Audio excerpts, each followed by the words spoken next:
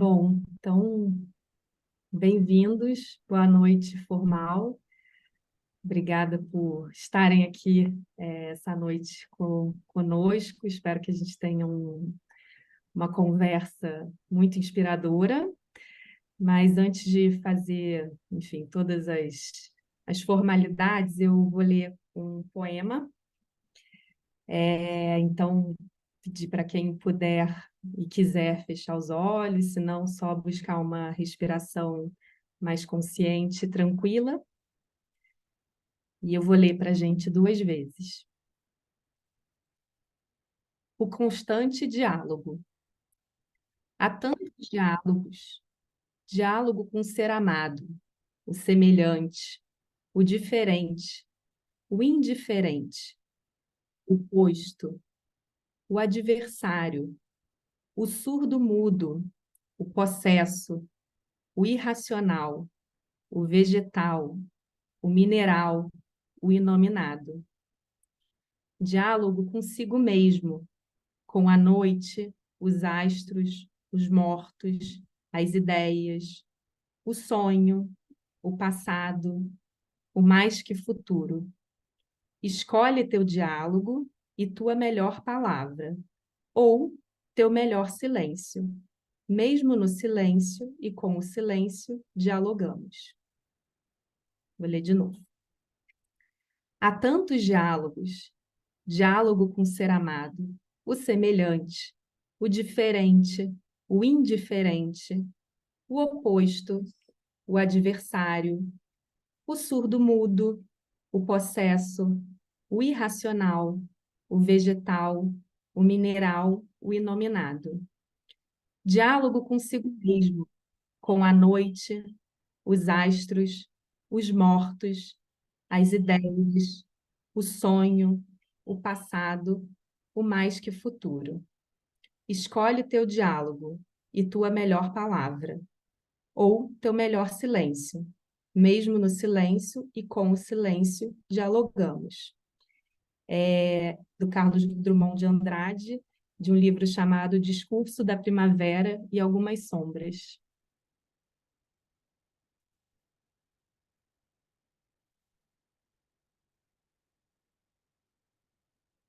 Bom, obrigada de novo por vocês estarem aqui. Esse é o 37º Diálogo do Parsifal. E a gente trouxe como tema a relevância do diálogo para lidar com as diferenças e situações de conflito e seu papel no respeito à dignidade humana.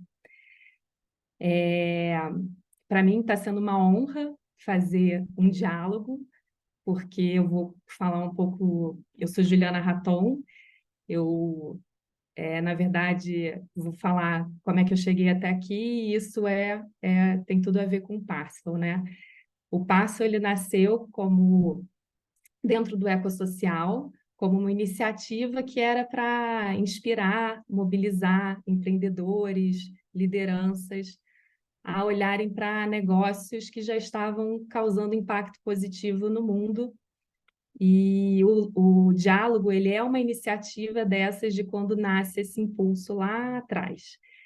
Desde 2020, o Parsifal se tornou uma consultoria, e hoje ele é uma consultoria, a gente atua, nosso foco ele é no desenvolvimento humano, no desenvolvimento organizacional e no desenvolvimento territorial. E eu sou uma pessoa que fui impactada pelo Parsifal há 5 anos atrás, agora um pouco mais, fui mobilizada, e hoje, então, por isso que para mim é muito simbólico estar aqui, né, a gente idealizou e hoje realizando. Então, ser parte assim desse fazer no mundo, para mim, é uma grande realização, tá? E a gente normalmente faz diálogos que a gente traz negócios, e hoje o diálogo, a ideia é a gente falar um pouco desse indivíduo, né? Esse indivíduo que tem aí o poder, o potencial, a possibilidade, de fato, de fazer as mudanças que a gente quer ver no mundo. Então, muito se fala em ODS, em ESG, mas o ser humano é quem vai poder viabilizar isso. Então, é essa conexão que o indivíduo tem com esse fazer, e a oportunidade ela é diária, ela é a todo momento. Basta a gente estar olhando com os olhos certos para o nosso contexto o tempo todo. E a gente caminhou muito, assim, esse diálogo ele foi desenhado muito em parceria com o Edu, e a gente queria fazer inicialmente um diálogo sobre diversidade, e a gente estava caindo em temas que, apesar de relevantes, estão mais batidos, e a gente queria ir para uma coisa mais essencial, assim, que é esse lugar de fato da gente ser só ser humano e poder se comunicar, poder se ouvir, poder não deixar de ser quem somos. Então, dessa vontade de fazer um diálogo que trouxesse isso, no semestre passado, essa história que aí vem a conexão com o convidado, o Piatan, ele fez a formação de mediadores também do ecossocial. A gente fez a formação juntos, nos tornamos amigos e parceiros de estudo e também desse projeto de mediação que a gente quer ver no mundo. E aí, conhecendo um pouco do que ele estava fazendo no dia a dia dele, essa história caiu como uma luva. Então, assim, eu não vou apresentar ele, porque a gente já descobriu aqui, por informações de um convidado, que ele é cheio de surpresa, então vou deixar que ele se apresente, ele conte aí o lugar dele no mundo, e passar a palavra para ele, que é para isso que a gente está aqui hoje. Então, obrigada, Piatan. Bola contigo. Obrigado, Ju. Vamos lá. Bom, boa noite para todo mundo. Vi aí mais umas pessoas, uma dela que chegou aí, a gente teve uns papos também lá atrás, né? Que legal que você te rever aí. E Vitória, enfim, tem uma gente aí que eu estou conhecendo. É, então, bom, também quero primeiro agradecer a Ju e o pessoal do Parcival pela confiança, pelo convite, confiança assim, né, pela abertura, né, para essa conversa. Para mim é um prazer estar aqui e, enfim, eu espero que o que a gente conversar hoje agregue de alguma forma, né, a quem pode vir, enfim, e a gente possa, quem sabe, crescer um pouquinho juntos, né, de alguma maneira com o que a gente vai compartilhar aqui, né. Bom, para me apresentar, assim, em termos de formação, de trabalho e tal, eu me formei em psicologia na PUC e sempre trabalhei na área de cultura e educação, no terceiro setor, no governo e na iniciativa privada também. E depois que eu saí de um trabalho, trabalhei num banco por um tempo. Depois que eu saí, eu peregrinei por vários caminhos e acabei chegando nessa formação de mediação de conflitos. E foi um retorno para o mundo da psicologia para mim também. Então, isso me levou também para a clínica, e hoje eu faço algumas coisas, né? Além de clínica, mas também faço parte desse grupo chamado AVIR, que é uma consultoria, uma empresa na área de mediação de conflitos, que eu, a Ju, a Vitória e outras 4 pessoas fazem parte.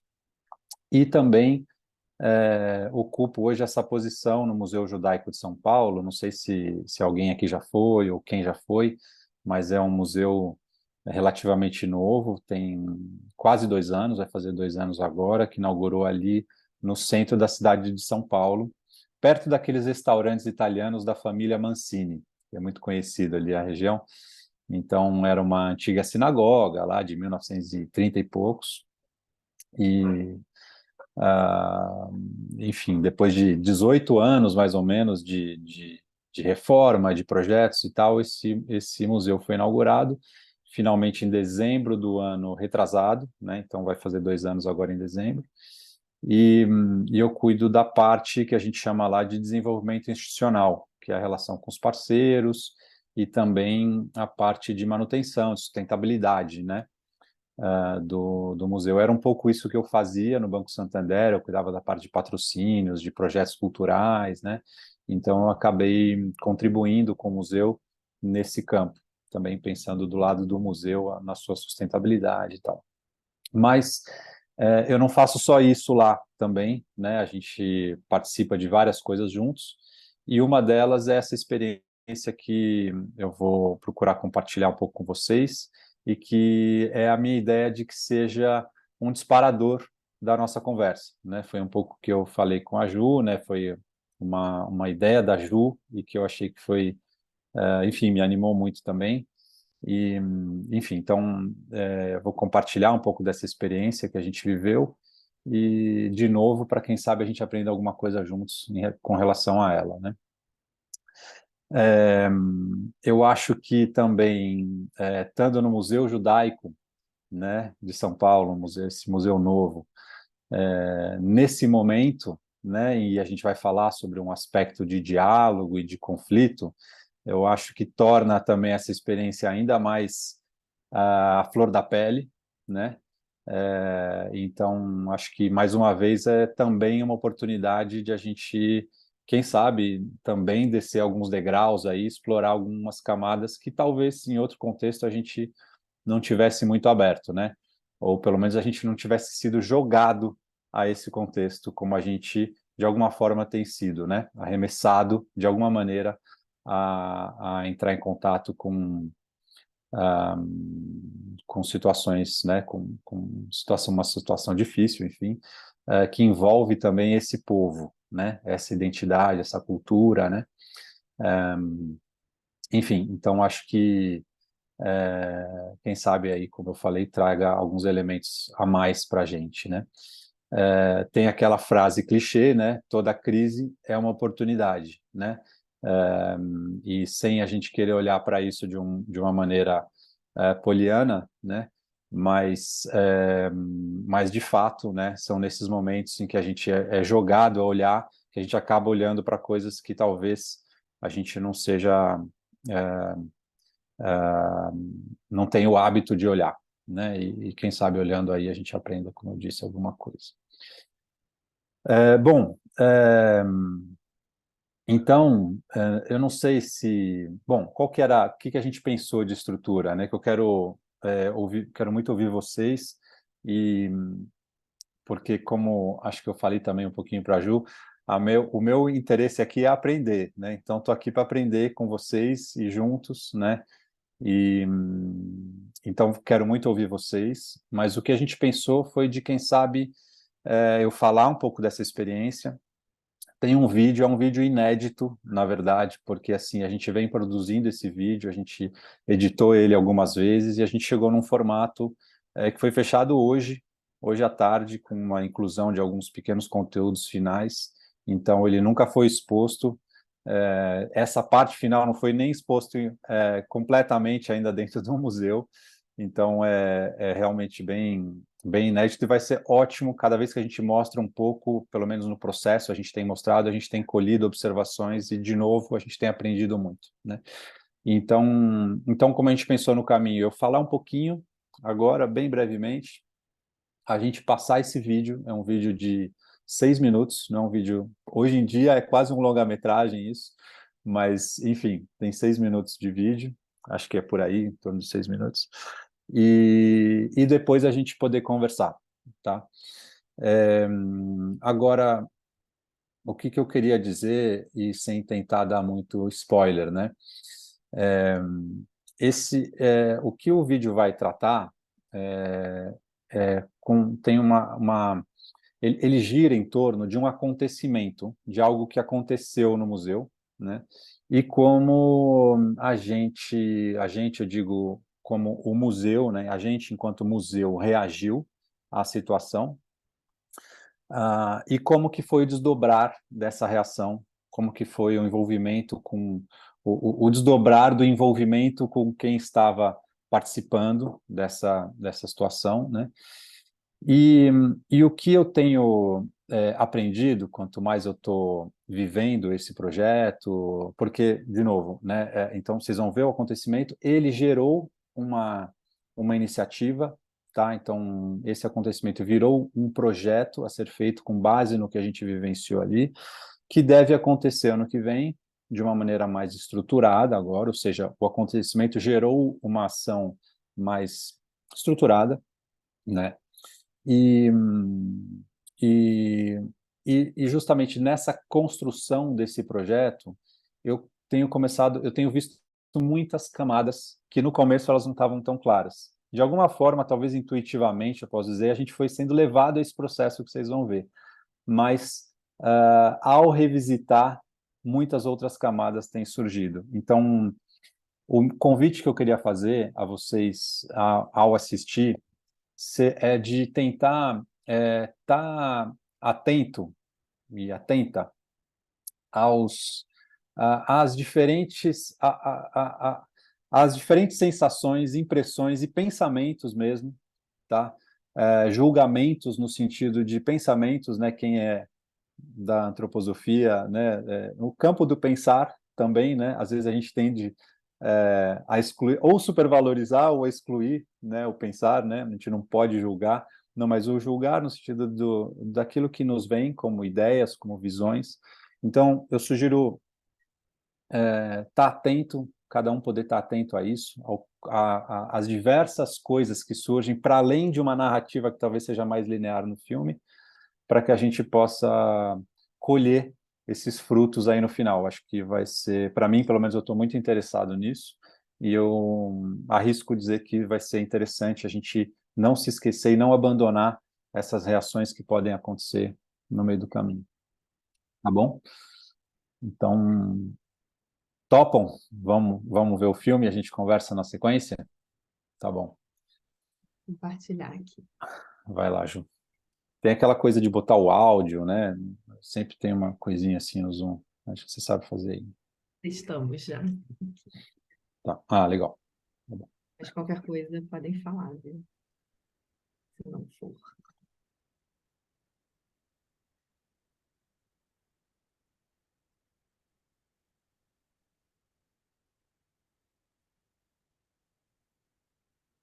No Museu Judaico, a gente tem um espaço para conversar sobre temas que a gente considere sensíveis ou difíceis, desafiantes de lidar. Em outubro, fim de outubro do ano passado, né? Os nossos alunos do Ju, nono desculpa ano interromper.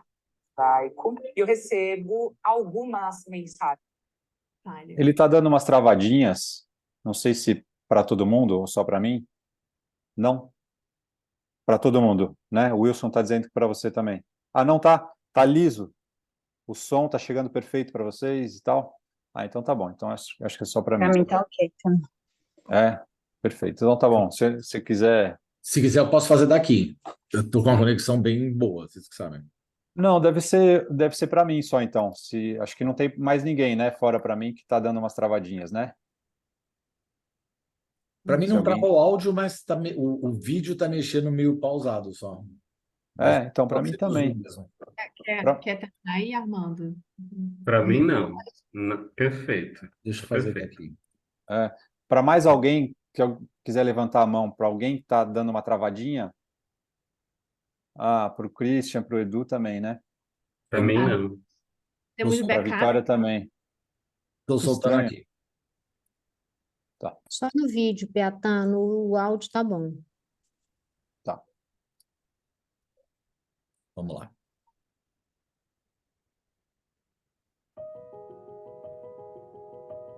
No Museu Judaico, a gente tem um espaço para conversar sobre temas que a gente considere sensíveis ou difíceis, desafiantes de lidar. Em outubro, fim de outubro do ano passado, né? Os nossos alunos do nono ano visitaram o Museu Judaico e eu recebo algumas mensagens. Tivemos um problema no museu.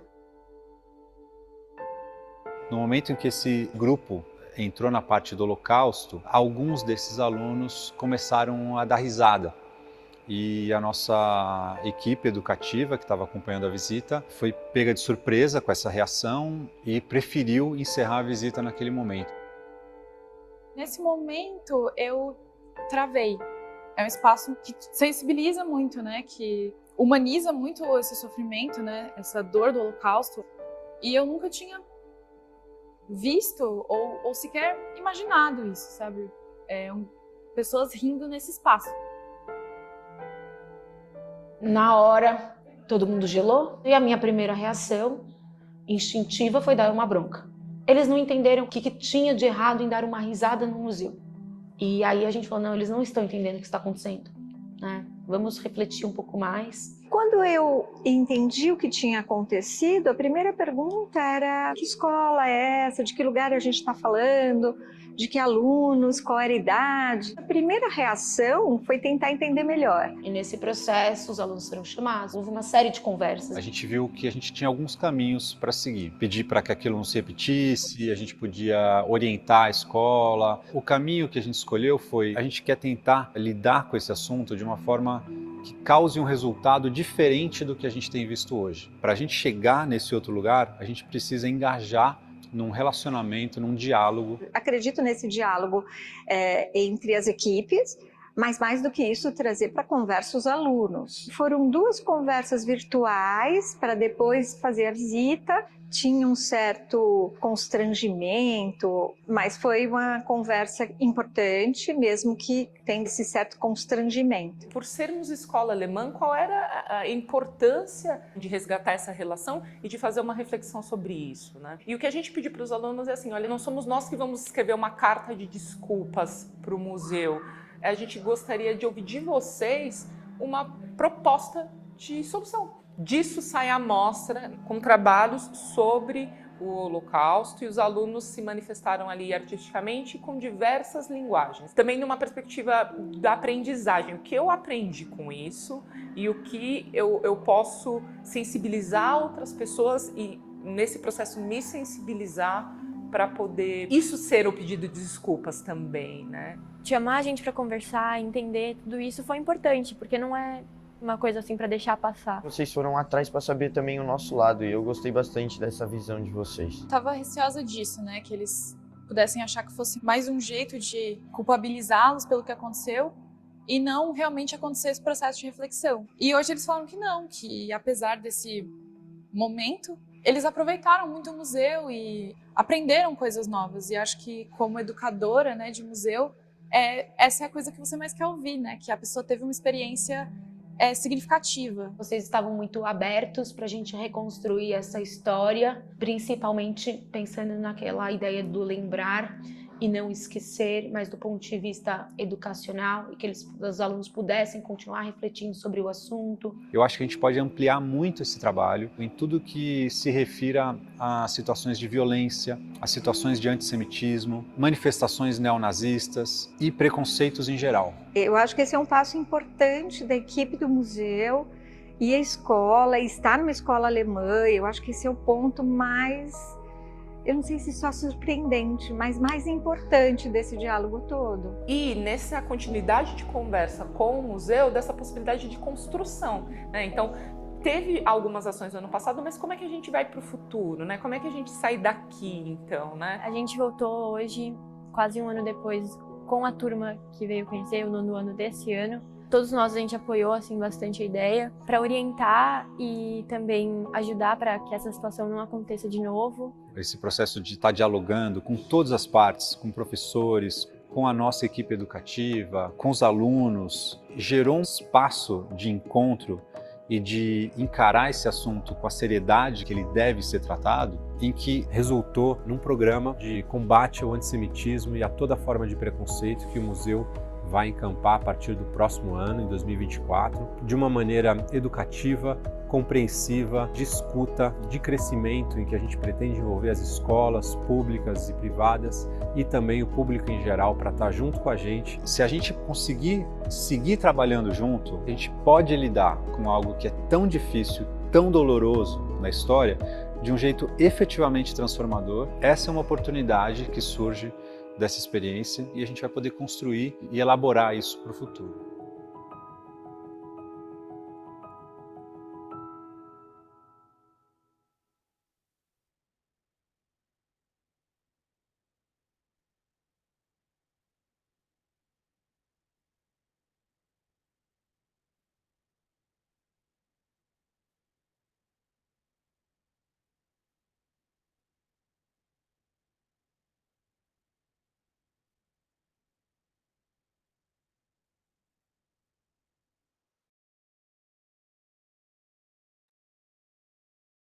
Então,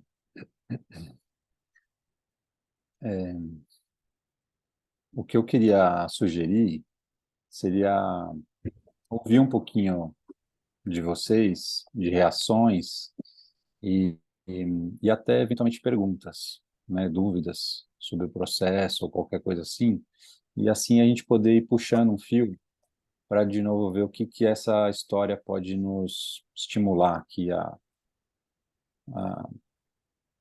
a desenvolver. Alguém quer fazer alguma pergunta, algum comentário de início? Tirar alguma dúvida? Não estamos te ouvindo, Carla. Agora sim, agora você falou não, o não apareceu.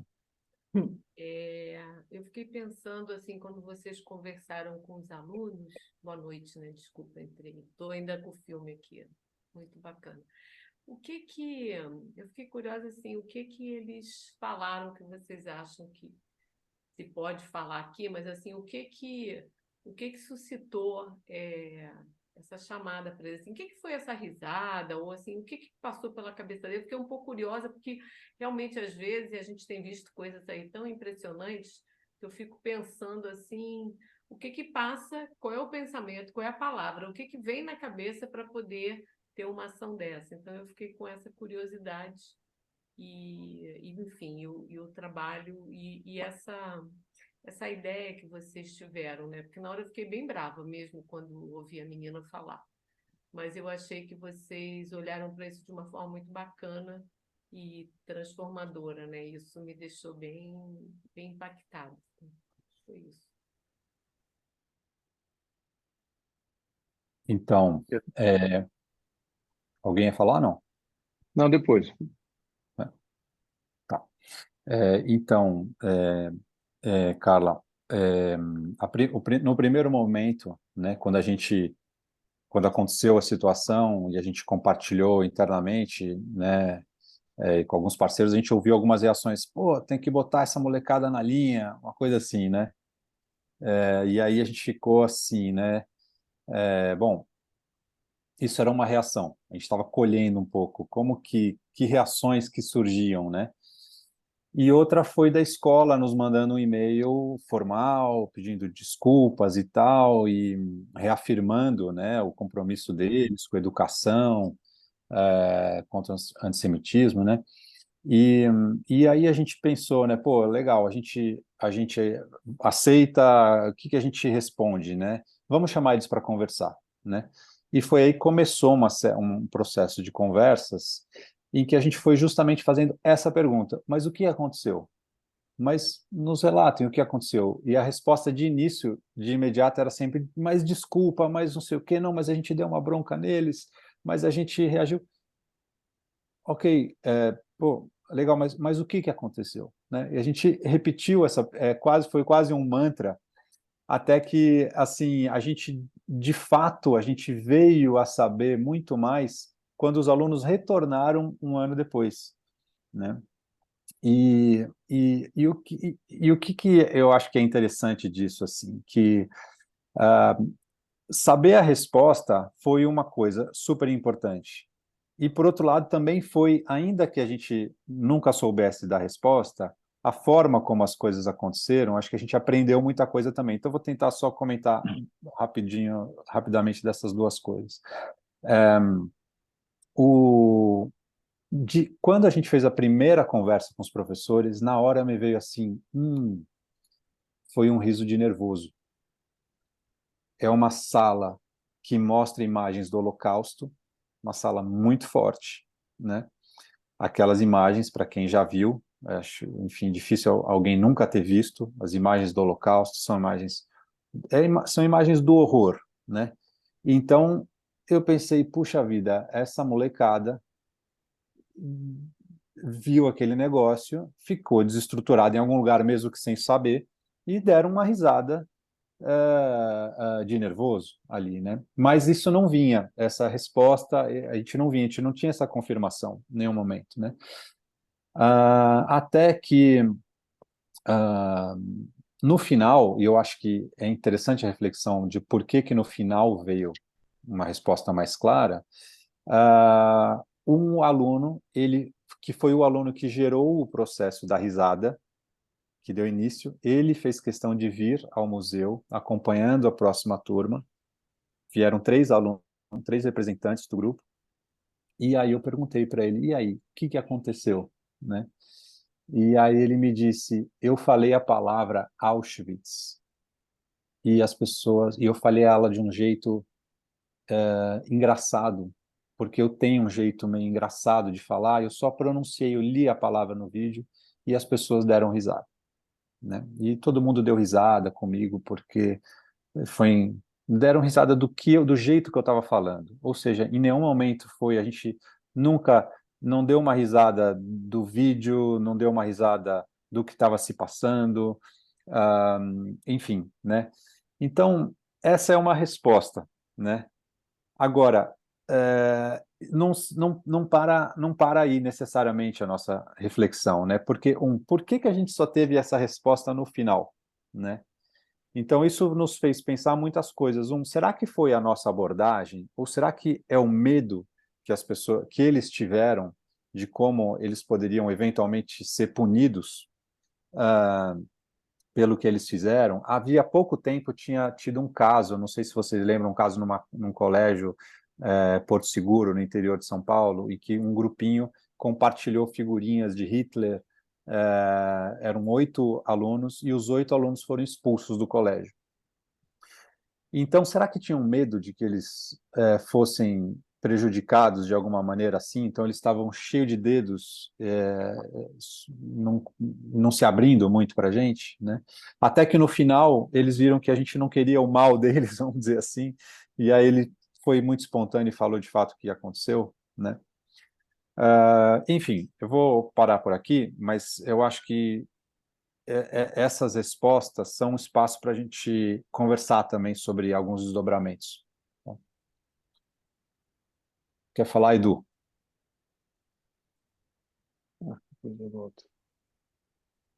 Desculpa, Christian, Eu acho né? que o Christian estava na frente. É verdade. O Christian Minha estava na mão frente. caiu.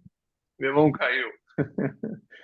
Não, eu tava prestando atenção, né? Achei assim, importante esse filme, e eu fiquei pensando o que está por detrás, né, desse comportamento, né? E me veio uma sensação de vergonha, né? Também sou filho de alemães.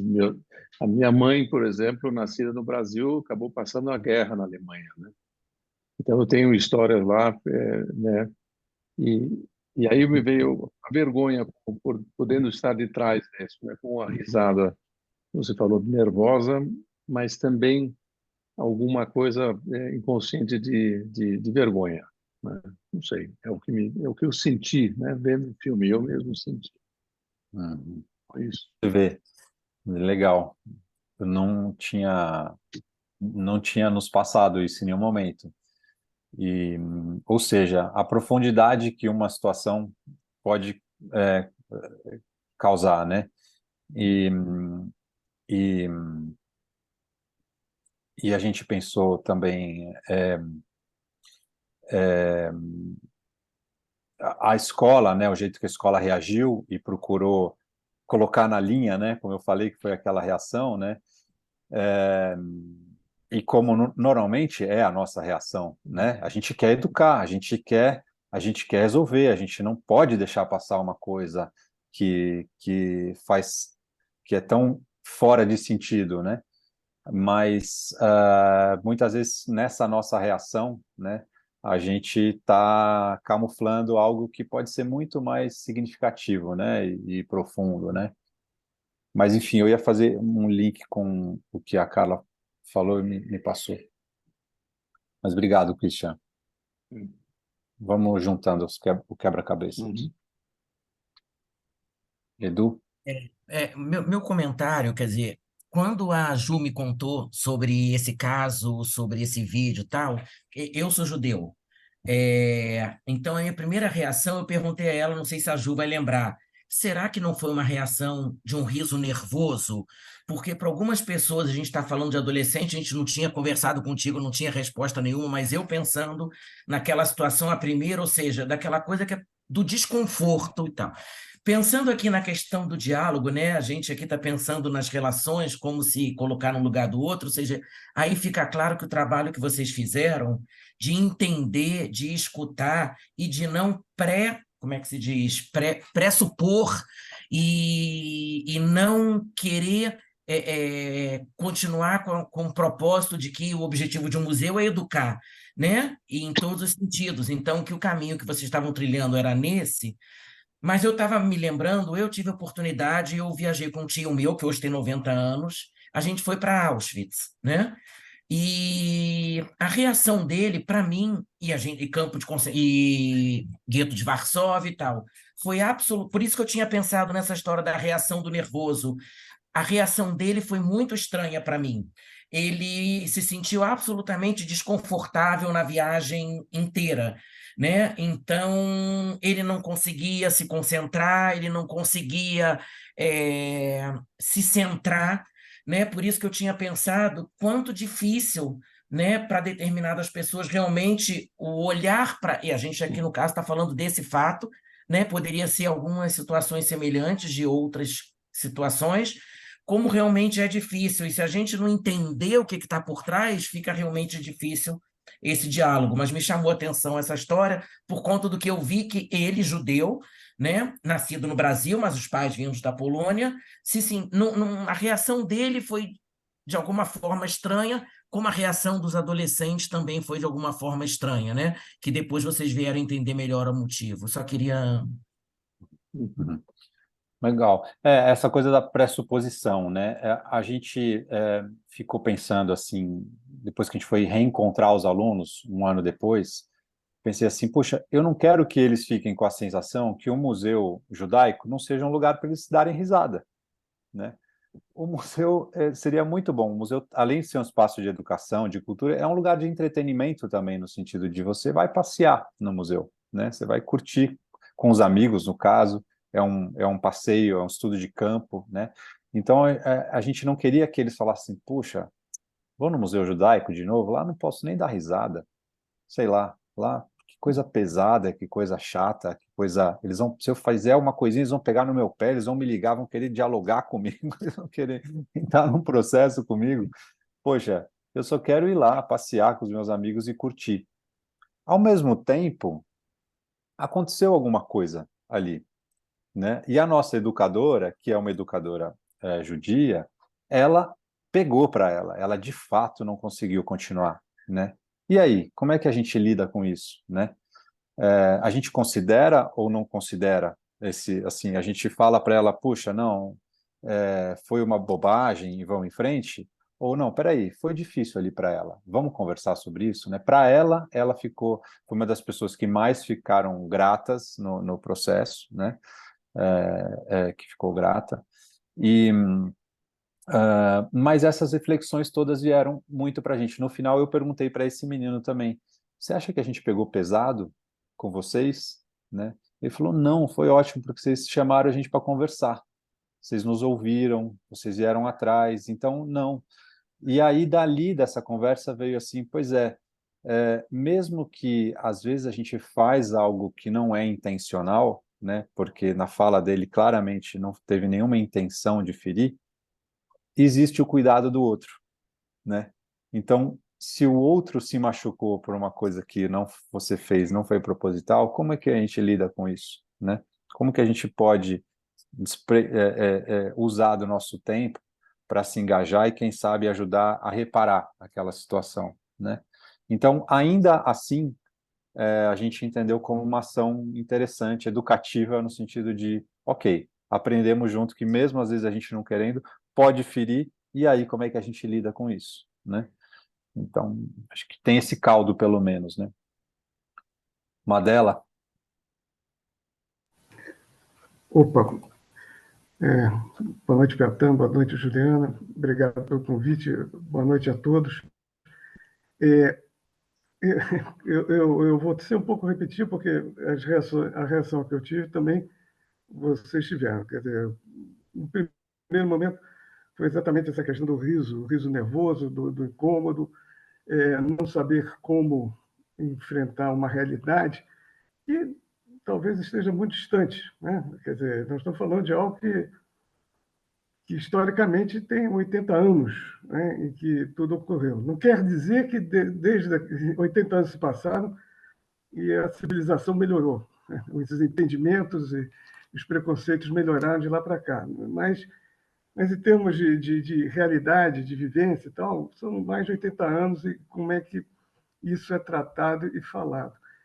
Eu participei hoje na Câmara Canadense de uma discussão de uma comunicóloga lá sobre vantagem competitiva e o papel, a comunicação com vantagem competitiva e o papel do C-Level, né? do CEO e C-Level.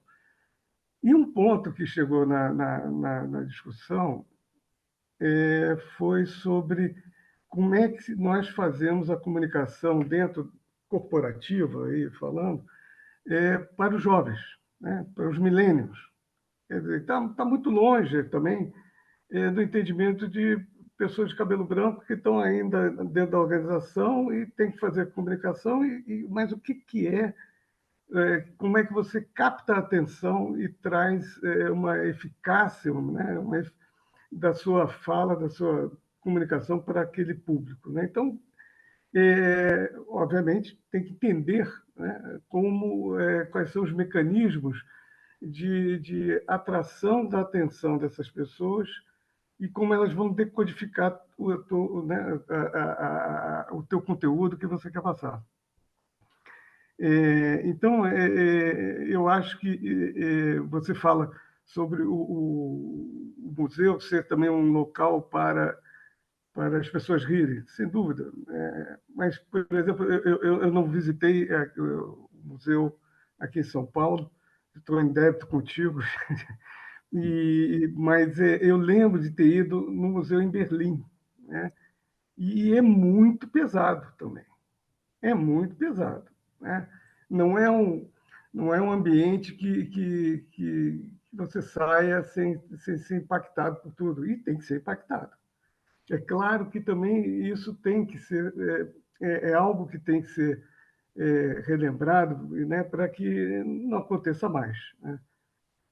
O ponto também que eu fiquei depois pensando, né, antes de você dar a solução do menino, que foi, eu falei Auschwitz de uma forma engraçada, porque eu sou um cara engraçado, quer dizer, afinal acabou sendo uma solução prosaica, corriqueira, né, que disse, os caras riram porque riem de mim, se não falasse Auschwitz, falasse Chacrinha, talvez as crianças também em volta ririam, porque ele era uma pessoa que todo mundo esperava que ele fizesse alguma coisa engraçada, tá? Me parece.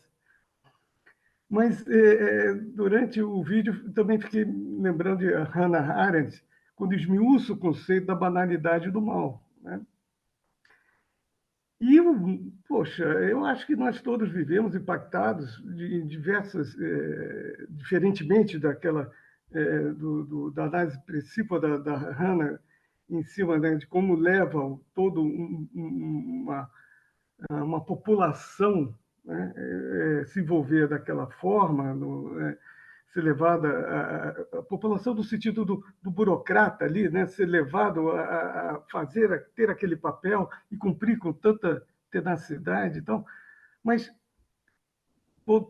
pensando na banalidade do mal, a gente está impactado por isso 24 horas do dia, né? O nosso Brasil aqui, nós temos dados de assassinatos por ano, são mais de 50 mil pessoas assassinadas, isso em números oficiais. É muita coisa, é mais do que morreu de soldados americanos no Vietnã.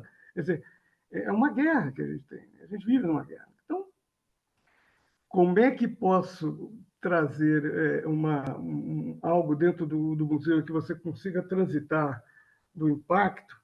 Olha o que foi feito, olha o que o homem é capaz de fazer, né? O que, né, as pessoas são capazes de fazer, e qual é a saída disso? Aí, para fechar, me lembrou, muito tempo atrás, um livro corporativo da Shell, e a Shell falava, isso foi na década de 90, sobre os impactos ambientais.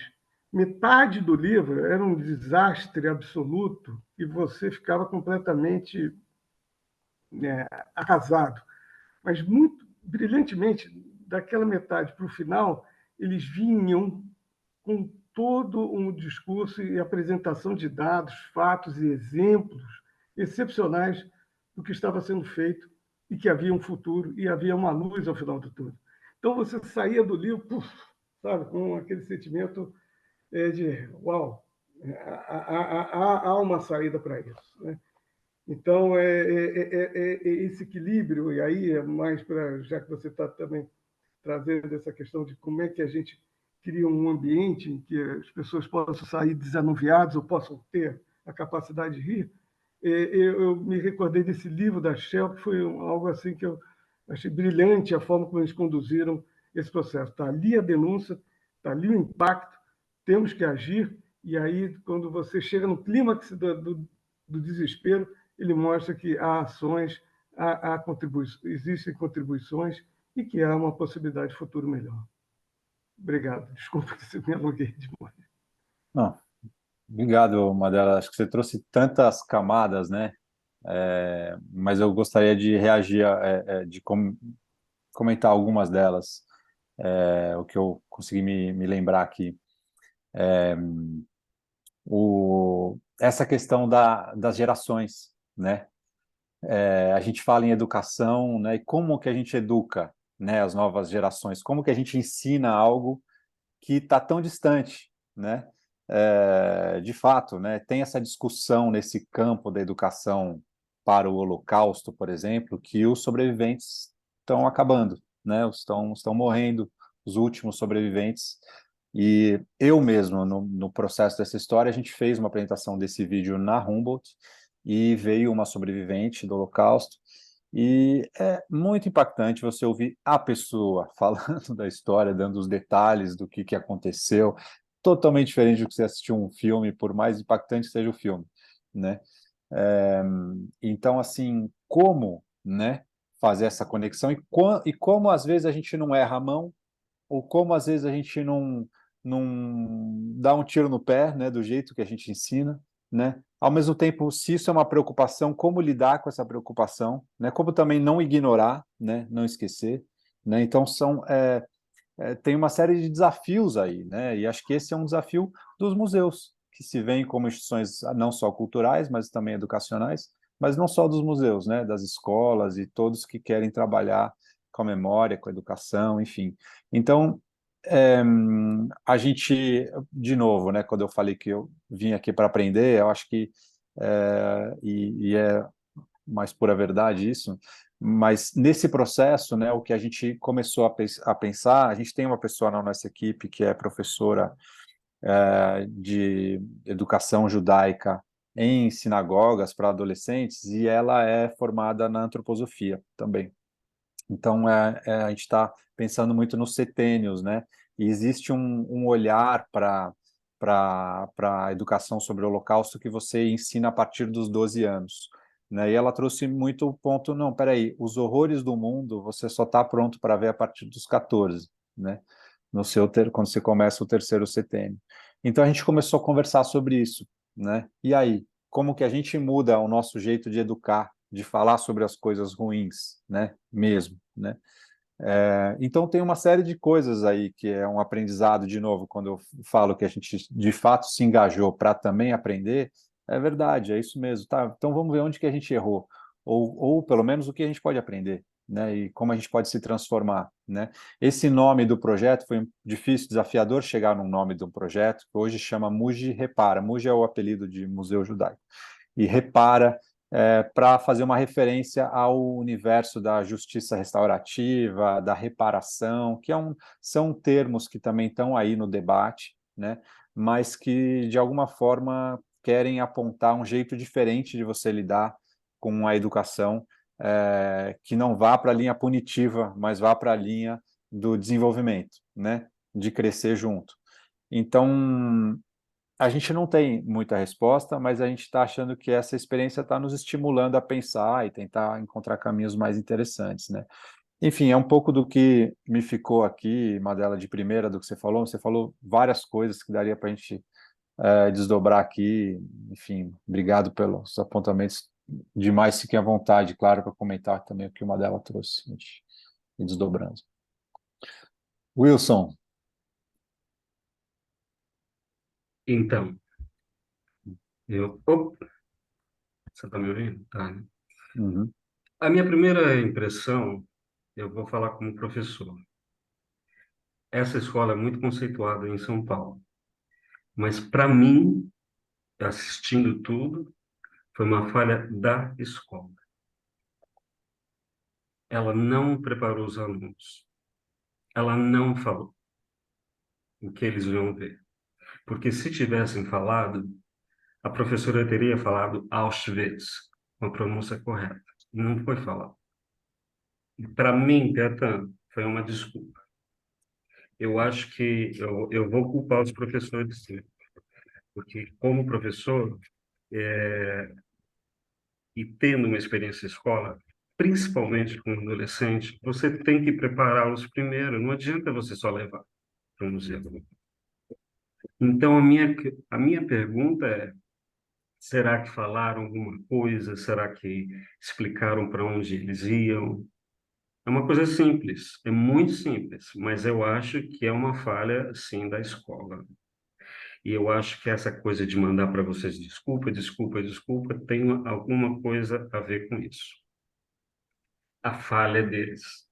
Principalmente, como você falou, da educação de adolescente. Você tem que ter muito cuidado, né? E acredito que não tenha rido do vídeo, das fotos em si, mas faltou o preparo. Conheço o museu em Washington e foi uma experiência maravilhosa e muito interessante, porque havia muitas pessoas ali dentro e você não ouvia um pio. Foi o que mais me deixou, assim, foi impactante. Nem um pio. Eu nunca fui a um lugar onde havia muita gente e você não escutar uma pessoa falando. Foi muito lindo isso, muito lindo. Então é isso que eu queria te falar. Essa foi a minha impressão ao ver o vídeo. Faltou alguma coisa da escola do outro lado. Não sei se eles fizeram algum preparo com vocês antes de levar as crianças, não ficou claro isso para mim.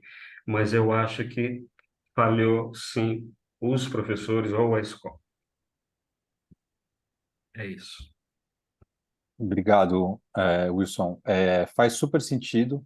É, a gente, quando a gente conceituou o projeto que a gente quer fazer agora para o ano que vem e trabalhou nas nossas palavras-chave, vamos dizer assim, do projeto, uma delas é a aprendizagem, porque a gente entende que todas as partes envolvidas aprendem, né? Então, se a gente, como museu, começou a pensar, pô, qual que é a idade mais adequada, a gente também pensou, será que a gente tem que preparar alguma cartilha específica e de alguma forma obrigar ou algo assim, ou enviar que seja para qualquer escola que queira visitar o museu, para que eles trabalhem dentro da escola com essa cartilha? Isso é um caminho, né?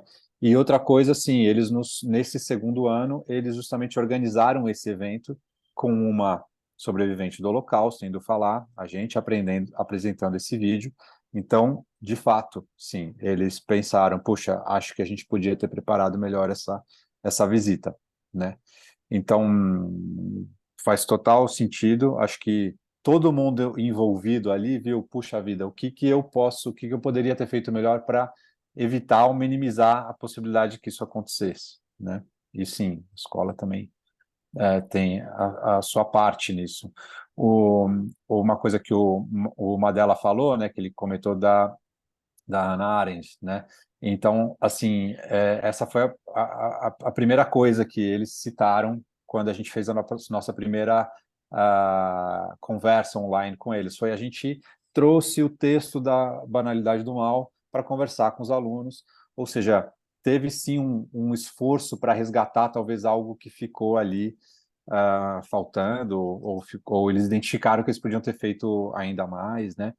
Então, teve isso, assim. Agora, dada a sensibilidade do tema também, né? Talvez seja difícil se preparar 100% para uma vivência como essa, né? Então, a gente está, assim, suscetível a a, a ter gaps aí, né? Enfim, então, sim, quanto mais a gente se preparar, mais a gente pode proteger de acontecer esse tipo de coisa. Enfim, talvez se a nossa educadora não fosse ela que estava ali, talvez ela reagisse de um jeito assim, mais frio ou mais objetivo, mais seco, e não nos desse a oportunidade de a gente fazer todo esse processo. Então, também acho que o erro ou o choro dela, tal, enfim, nos abriu para a gente entrar nisso, né?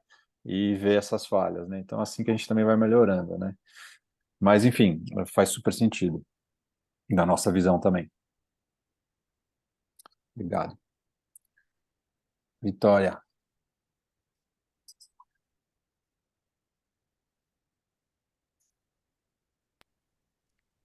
Bom, Beata, eu queria dividir uma coisa com você, porque assim, eu já vi esse vídeo, né? Eu participei, assim, acompanhei a construção dele, e é impressionante como que eu fiquei tensa, assim, mesmo sabendo que já tinha acontecido, assim, me chamou a atenção, e você falou assim, observa as sensações, né? Eu fiquei muito tensa, porque eu me vi diante do despreparo, assim, do despreparo, e do despreparo não estou julgando, mas assim, a educadora ficou surpresa, ela não sabia o que ela fazia, a escola começou, né, a se arvorar, assim, pedindo desculpa, os meninos ficaram com medo, então, assim, parece que teve uma... E eu fiquei com muita aflição, assim, de novo, mesmo sabendo, me chamou atenção isso. Peraí. Muita... Assim, é muito tenso isso tudo, né? E aí fiquei pensando assim, como que vocês tiveram uma atitude de muito acolhimento, né? Porque realmente são muitas camadas, muitas, né? Assim, da educadora, da equipe do museu, das professoras, dos adolescentes. E o que que a gente faz diante disso, né? E, e fiquei pensando assim, né, na hora que você trouxe, né, como que esse evento ele permitiu um aprendizado enorme assim de todo mundo que estava envolvido e da gente também agora aqui conversando, né? E, e de muita fragilidade, né? Escola fragilizada, a educadora, o museu sem saber como é que vocês podem fazer isso para ser um espaço de educação. E aí, esse acolhimento me levou para um lugar, assim, eu fui entendendo, assim, na sua fala, assim, que foi muito bonito, porque eu fui vendo um espaço de compreensão sendo proposto, né? Então, vamos compreender, né? O que aconteceu? É uma pergunta simples, o que aconteceu, né? E além disso, né? Então, e eu já fui no museu, e uma coisa que me chamou a atenção no museu é como que vocês percorrem o curso da história e vão além, né, de ser um museu judaico, assim, e de ficar só, não só, né, porque já é denso e profundo o suficiente, mas de não reduzir ali, mas de acompanhar essa possibilidade de aprender na memória, né, a partir da memória, aprender para além dela, para além do Holocausto, né? Já não lembro mais quem falou, acho que foi o Mandela, assim, né, que a gente está vivendo uma guerra, né? E a gente vive isso aqui porque a gente vai banalizando mesmo, né, o mal. Então, o Brasil tem, né, milhares de exemplos, né? E que não se trata de comparar o que é pior, ou o que é melhor, o que é mais cruel, o que é menos cruel, mas assim, o que de fato a gente pode formar e resgatar essa humanidade, né, a partir dos jovens, assim, das nossas dores, mas também educando os jovens, sobretudo educando os jovens. Então, eu queria te agradecer, porque assim, você está vendo que eu estou indo para 1000 lugares, e é incrível essa experiência, assim, eu estou encantada, assim, como que a gente pode, a partir de um evento, né, explorar um tanto de coisa. Então, assim, não ir para o automático, né? Não ir para uma carta protocolar de desculpas, não ir para um deixa, né? Não acolher o medo dos meninos, porque provavelmente eles ficaram com medo da punição, de serem excluídos, né?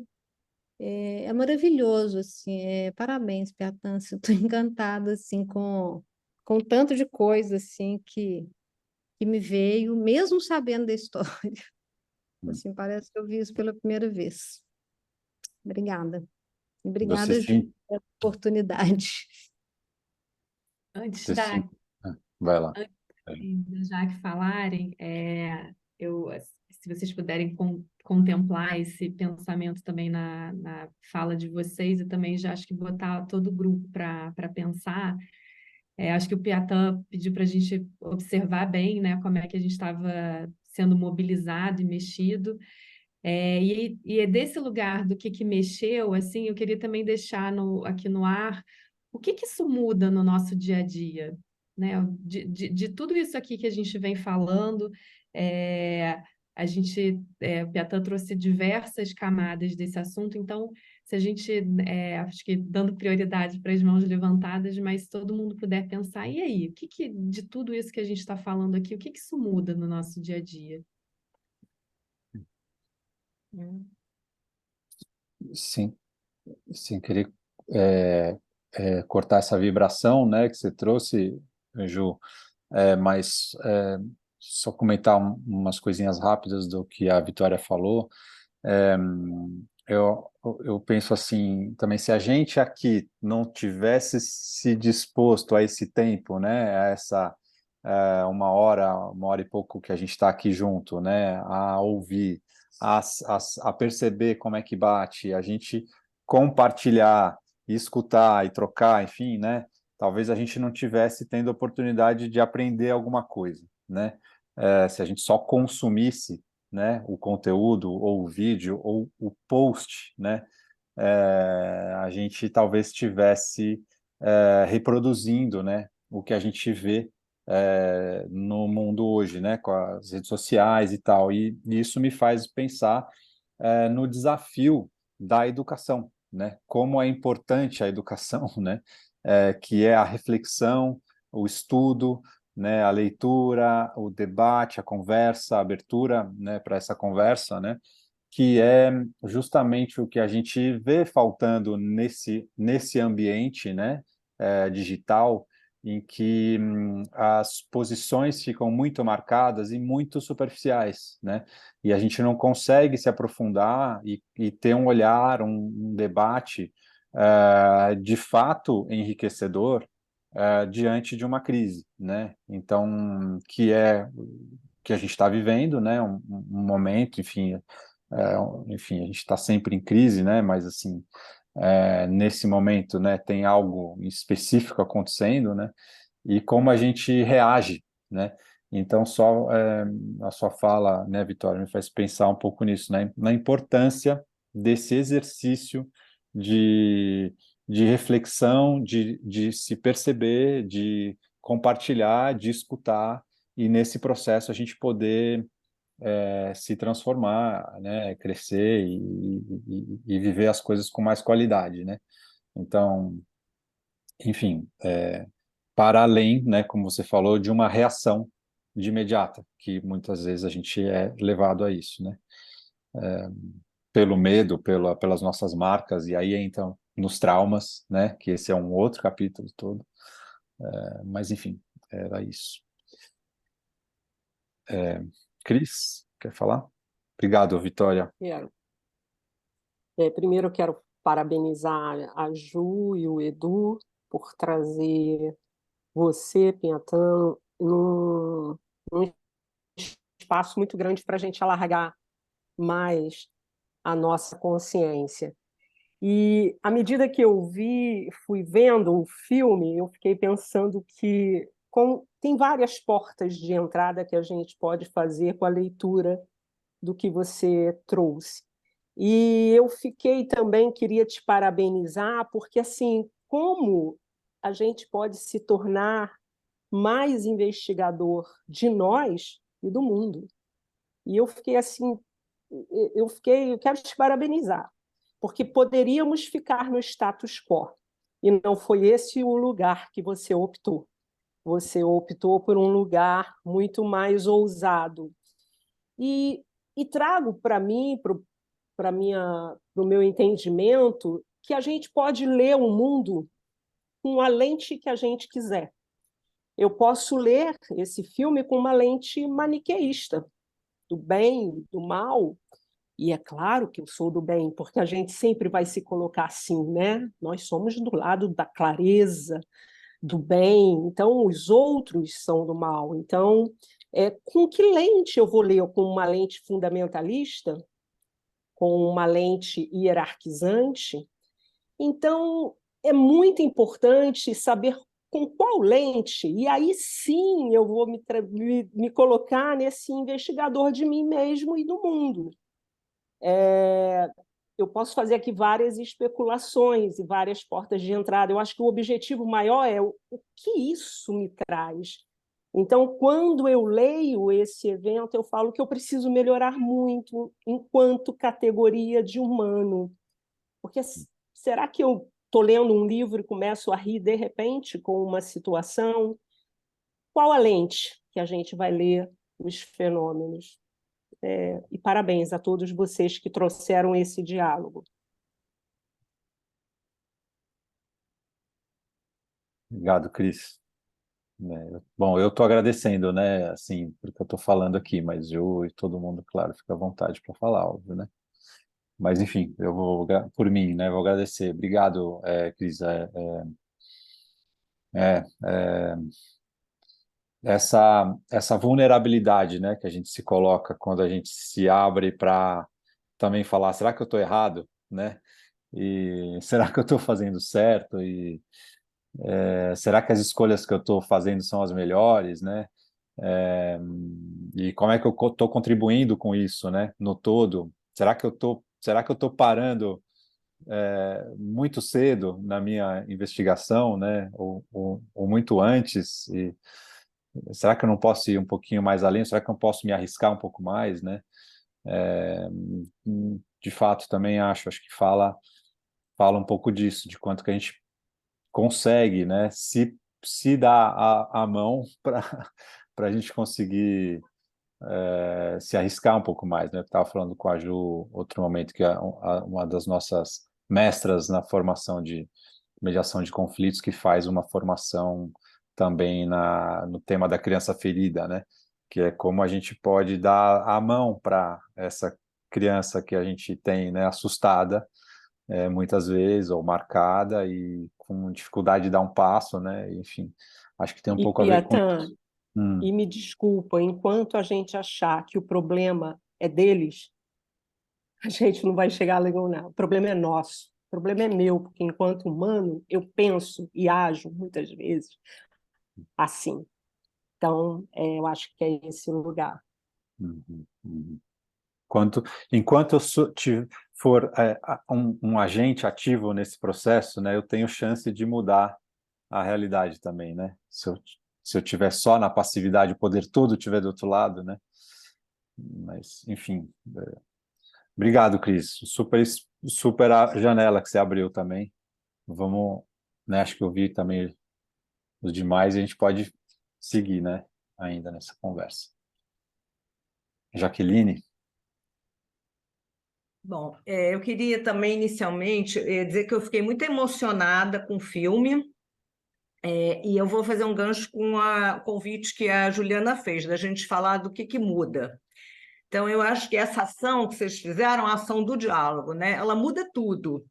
Porque, assim, o que eu tenho visto, eu estudo diálogo há 8 anos, mais ou menos, e tenho prestado muito atenção no que tem acontecido em situações onde as diferenças, né, elas causam uma tensão que não permite o diálogo, né? Então, assim, desviver experiências, eu tive numa exposição no Banco do Brasil, onde eu fiz uma fala que eu fui assim, e até hoje eu já conversei com muitas pessoas que trabalham com diversidade, que eu quis entender o que é que feriu tanto no que eu falei, e ouvi opiniões muito diferentes, mas eu fui convidada pelo público que estava ali, era uma exposição guiada, a me retirar da exposição. E aí, quando você mostrou, né, o trabalho, eu também me lembrei de uma coisa que aconteceu recentemente, onde moças jovens de uma universidade chamaram uma aluna de velha. O que ela está fazendo aqui? E eu pensei, na ocasião, eu pensei assim, gente, como que uma instituição de educação, uma universidade, não faz algo mais potente com isso do que expulsar as alunas, que, na minha opinião, não resolveu nada. E não é para passar pano nas alunas, mas eu acho que tinha uma grande oportunidade aí né, de educar pessoas jovens. Então, ver o filme, eu não fiquei em nenhum momento conectada lá no início, porque riram. Isso não me tocou especialmente, né? Embora que eu seja judia e filha de pessoas que fugiram do nazismo, meus pais são alemães, né? Mas o que me tocou, ao contrário, foi o que vocês puderam fazer com o que aconteceu, né? Desde a moça, né, que fica mobilizada ao ouvir a risada e naquele momento tem que parar. Quer dizer, nessa possibilidade de reparação, fiquei muito tocada com isso, porque, como você falou antes, sim, se preparar é possível, né? Preparar os alunos para vir à exposição é possível, mas ninguém está livre de algo que acontece em função das histórias de todo mundo, né? Então, assim, essa situação que me aconteceu, foi antes da pandemia ainda, no museu, me levou a tentar discutir esse assunto. E uma vez eu vi uma resenha de um livro da Elizabeth Roudinesco, parece que é o último livro dela, que eu não li, que ela tenta discutir a estratégia dos grupos identitários. Porque, assim, uma das pessoas com quem eu conversei quando o episódio no museu me aconteceu, a pessoa disse assim, não, você tirou o lugar de fala. Aí eu falei assim, olha, eu acho que se só quem pode falar das coisas é quem é daquele grupo, a gente vai começar a viver em guetos. Só eu falo de antissemitismo porque eu sou judia, só você fala de racismo.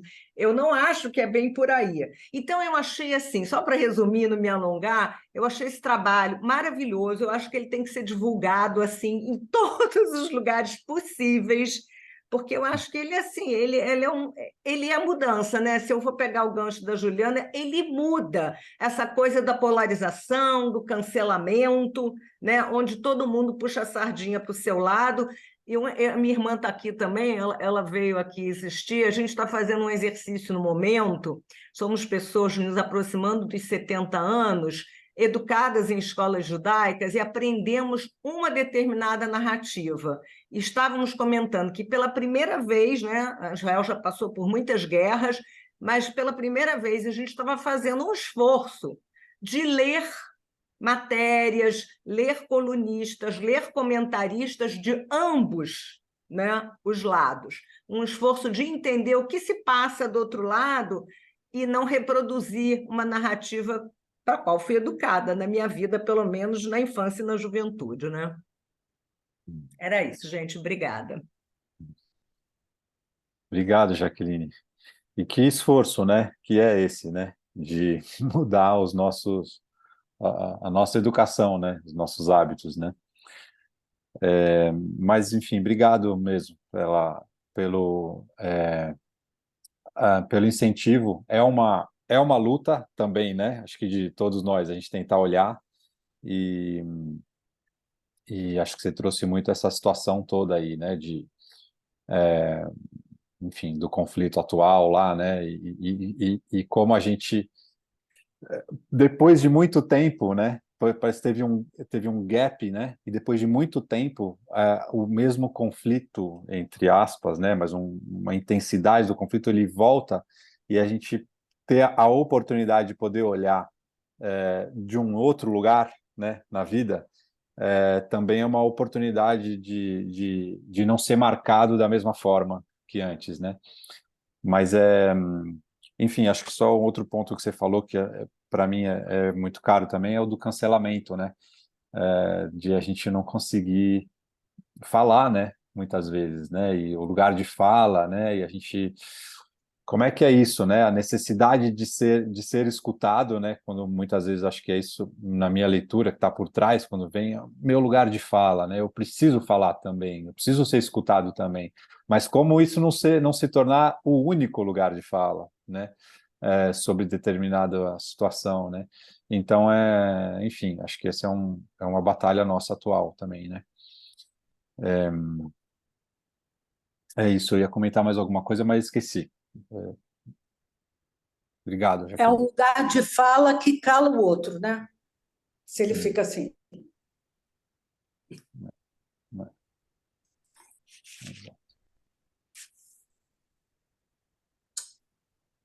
Bom, a gente vai desdobrando.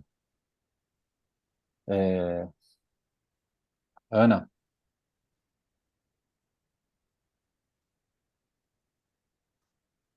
Eu quero primeiro agradecer o convite, é a primeira vez que eu participo. Quero agradecer muito a Juliana por essa oportunidade.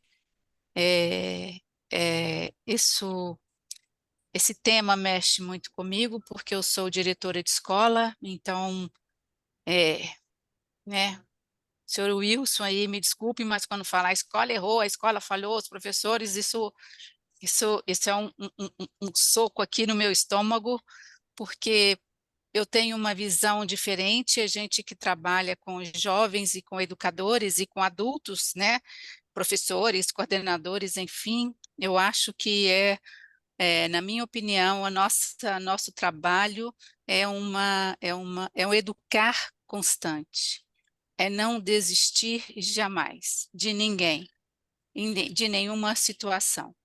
Então, eu acho que isso que como você conduziu essa situação, me parece assim que foi dado. Que bom que os alunos riram. Eu sempre penso assim, que bom que o aluno cometeu uma falha, que bom que o aluno xingou o colega, que bom que eles brigaram lá no futebol, porque só assim eles nos dão oportunidade de abrir uma conversa sobre isso. Então, tá bom. Então você vai lá para a diretora, vai conversar com a diretora. Aí, quando eles vão para mim, eles vão por quê? Porque houve algo. E é nesse algo que entra a minha brecha para educá-los, para abrir um diálogo. Eu não vou, do nada, entrar numa sala e vem cá, fulano e fulano, vem aqui. Vamos conversar sobre. Se de fato algo não aconteceu para isso. A gente prepara os alunos? Prepara. A gente prepara os professores? Prepara. A gente dá formação? Dá. A gente organiza e planeja qualquer atividade? Sim. Dá sempre certo todas as vezes? Não. E aí a gente precisa estar muito aberto ao erro. Nós vamos errar sempre. Nós vamos errar como escola, nós vamos errar como pessoas, nós vamos errar como humanidade. Eu não sei se esse peso cabe somente à escola e aos professores, uma vez que estamos todos com essa intolerância hoje, com essa pouca disposição para o diálogo. Sem o diálogo e sem saber que nós estamos nos educando uns com os outros em todas as atividades, e que essa foi uma grande oportunidade, então, de novo, para mim vem assim, que bom que eles riram, olha que brecha grande que abriram para um trabalho maravilhoso que foi feito. Não sei se não tivessem rido, se a professora não tivesse reagido daquela forma, se teria tido essa profundidade, esse trabalho, né, que toca tanto.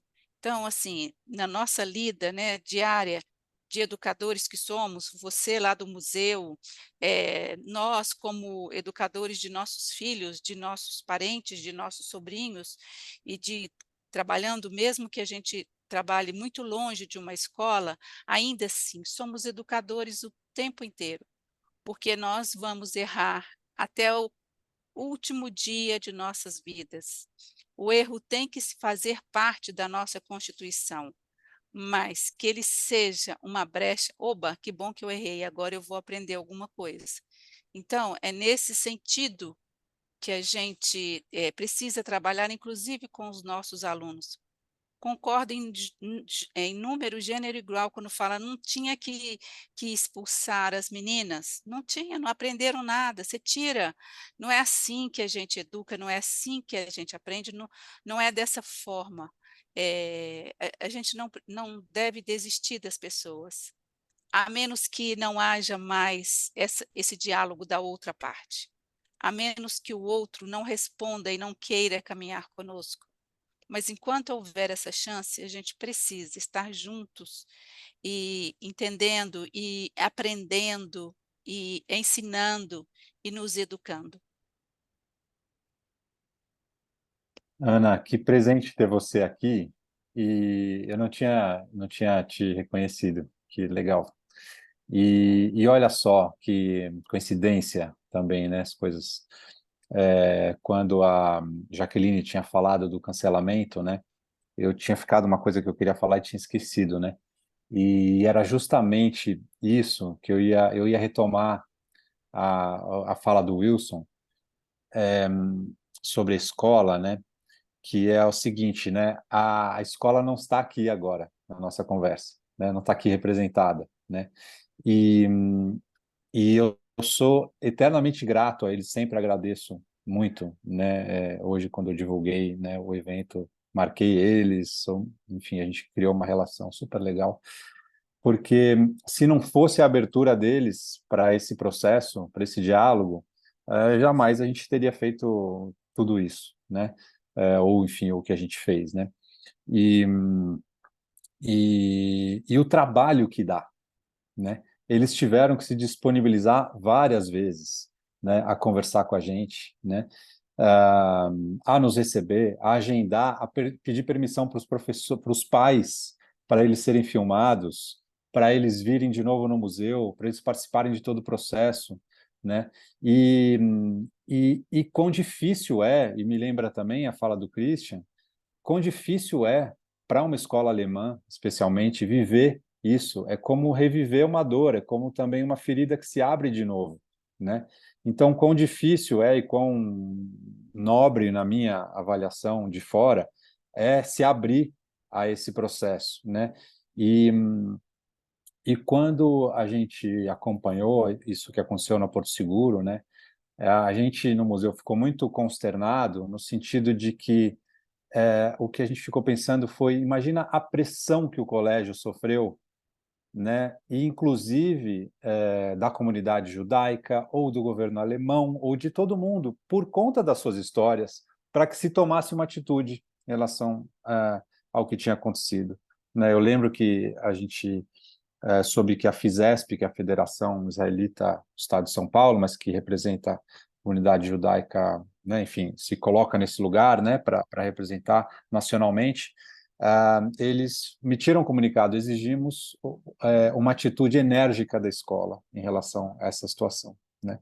E depois a gente veio a saber que o governo alemão também fez uma pressão forte. Então, e a gente sabe que a escola não sofre só essa pressão, mas uma escola sobrevive também dos pais, e isso é um desafio também, né, dos clientes nesse sentido, é uma relação, eu estou falando, Ana, não trabalho numa escola, estou falando, eu olhando de fora, e você me diga se não faz sentido qualquer coisa que eu estiver falando, mas o que me faz pensar, e eu estou dizendo isso porque eu tenho um colega que é professor numa outra grande escola em São Paulo e ele estava me contando de uma situação de um professor que fez um comentário, eu vou chamar de infeliz, ou para uma aluna, de atrito, e que os pais teriam se incomodado e começaram a pedir uma punição, a expulsão,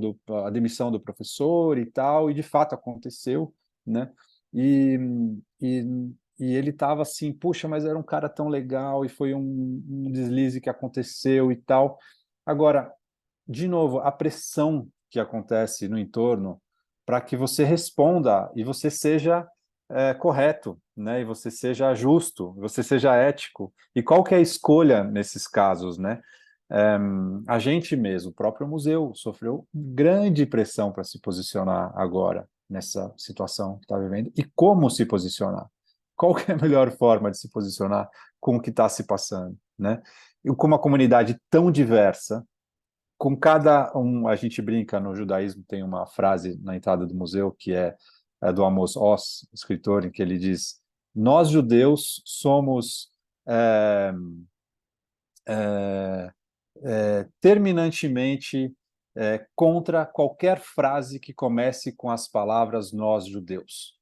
Então, assim, a diversidade na comunidade é a sua própria identidade, né? Ou também se brinca muito, quando você tem 2 judeus, você tem 3 opiniões. Enfim, tem muitas piadas em torno disso, né? Então, assim, como também lidar com isso tudo, né? Então, a gente...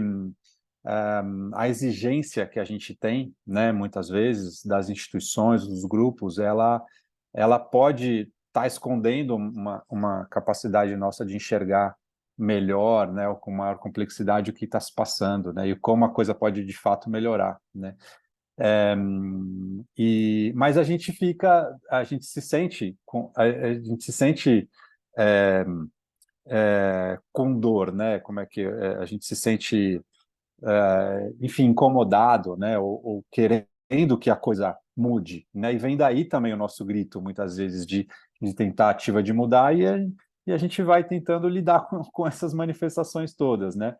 E agora, essa raiva, né, vamos dizer assim, muitas vezes elas podem recair sobre todo tipo de instituição ou grupo, né?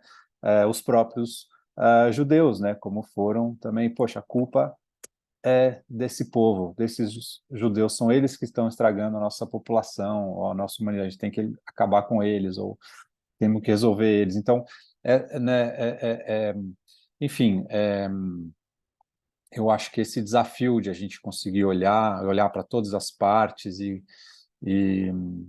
enfim, então fiquei muito feliz de te ouvir, Ana, e saber que você estava aqui e pôde trazer a voz de uma das partes mais importantes desse processo como um todo, né? Enfim, e a gente acolher, né, as nossas dores e conversar sobre isso tudo, né? Enfim, obrigado. Mariana? Ju, eu vou só perguntar antes, tem uma questão tempo ou não? Porque Eu ia perguntar também também. posso, dependendo do que se está programado de horário, eu posso... Então, a gente não estava com limite de 9 horas, porque a gente marcou. Se por todos aqui, sei lá, a gente estender mais uns 10 minutinhos, 15, para conseguir ouvir todas as vozes que estão aí e fazer um fechamento. Tudo bem? Então vamos. A Bom, conversa é difícil ir embora. Então, primeiro, obrigada, Ju e Edu, por terem, né, trazido esse diálogo. Obrigada, Piatã, por compartilhar com a gente. Eu também, como a Vitória, eu me emocionei ao ver o vídeo e depois em algum momento da sua fala também. Não sei se ontem eu estive no museu junto com a Ju, foi a segunda vez que eu visitei, e a sala, até comentei com a Ju na hora, entrar naquela área da sala, da área do Holocausto, ele mexe, me gera uma reação física, então, assim, o corpo é um calafrio, é muito pesado, né, o ambiente. E aí eu confesso que, assim, eu ouvi a história, a minha primeira reação foi de julgar os alunos. Puxa, que falta de respeito, que falta de, né, de sensibilidade e tal. E aí eu me pego justamente assim, quantas vezes a gente reage assim, quanto a gente está nesse automático e quão forte é o exemplo do que vocês fizeram, porque era o mais natural atacar de volta, né? Quantas vezes a gente faz isso no dia a dia e como se a gente, enfim, tenta se inspirar um pouquinho nesse movimento de vocês, talvez a gente pudesse não ter situações como o que a gente está vivendo hoje no mundo, né? Com as guerras, enfim, se a gente conseguisse colocar um pouco do nosso tempo. E eu lembrei, eu abri um biscoito da sorte hoje, Cris, tinha a frase que você trouxe no encerramento do nosso grupo de estudos do ativismo delicado, que diz que os tempos são urgentes, precisamos ir devagar. No aculate. Quer dizer, vocês se colocaram um tempo que normalmente a gente não põe no dia a dia para digerir, para dar espaço para ouvir o outro, se colocar nos sapatos do outro. Então, incrível. Obrigada. Que a gente possa levar um pouquinho disso para o dia a dia e, antes de reagir, respirar e pensar que se a gente puser tempo para isso, a gente melhora as coisas, né? Melhora o ambiente. Obrigada. Obrigado, Mariana. A sua fala me lembra uma história que uma das histórias que eu sempre falo para a Ju, que é do Marshall Rosenberg, né, que é o criador da comunicação não violenta, judeu, só para comentar no meio dessa história toda aqui também. Mas quando ele estava se treinando para falar essa linguagem, né, que ele chamou de uma linguagem do coração, enfim, ele contava uma história que, assim, ele tentava se dar um tempo, né, antes de reagir. Então, que o filho dele veio mais uma vez pedir para ele sair, que ele queria sair com os amigos dele, que não sei o que e tal. E aí o Márcio conta que daí ele ficou em silêncio, ficou respirando fundo e tal, e estava ali pensando, né, na resposta que ele ia dar. E aí depois de um tempo o filho pergunta para ele: pai, dá para você ir mais rápido, né? Me dizer aí, posso ir, né? Dá para me liberar, né? Posso ou não posso, né? E aí ele fala: olha, se você quiser ouvir a minha resposta imediata, você vai ficar em casa agora e se tranca no seu quarto e vai dormir, que amanhã você pode fazer. Aí o filho fala: ah, não, não, tome o seu tempo, pai, tome o seu tempo, tá tudo bem, né? Ele conta, enfim, ele é muito engraçado, o jeito que ele conta é muito engraçado. Mas a história é isso, né? Às vezes é melhor respira fundo, né? Respira fundo, dá um tempo, que às vezes a nossa reação ela vai ser uma reação de ataque, né? E então acho que essa coisa do tempo é valiosa, né? É um aprendizado valioso, né? Enfim, estamos no nosso tempo aqui, né? Ju, Eu estava tinha com umas pessoas que iam falar, mas acho que desistiram, então tá contigo. Bom, eu nem acho que quando eu pensei nisso aqui, né? Eu acho que quando eu e o Edu, a gente imaginava o que que poderia ser esse diálogo. Eu acho que a gente chegou nesse lugar do que está sendo.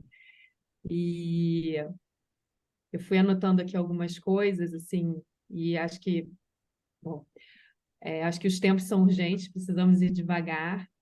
Eu acho que é na linha de muito que foi falado, né? Os seres humanos são criadores de oportunidades de aprendizado.